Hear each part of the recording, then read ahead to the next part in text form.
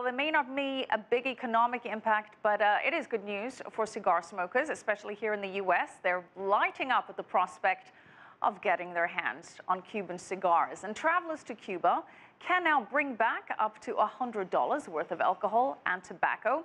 But there are still some hurdles to overcome. Karina has the story.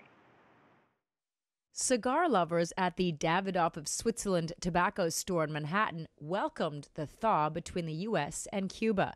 I think it's great that, supposedly in time, once there's negotiations, maybe the embargo will be lifted. I suspect that might even take a year or two, for all I know.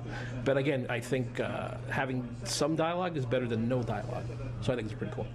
U.S. travelers to Cuba will now be able to import $100 worth of tobacco for personal consumption only.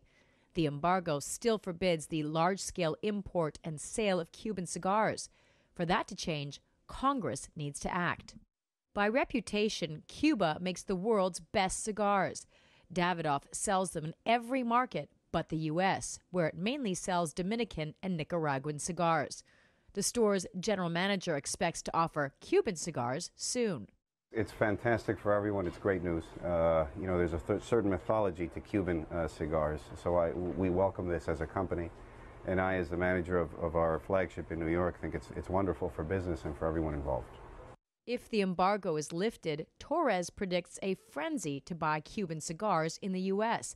But some cigar lovers think once the cigars are no longer illicit, some of their appeal might fade. Absolutely. A lot of people prefer that.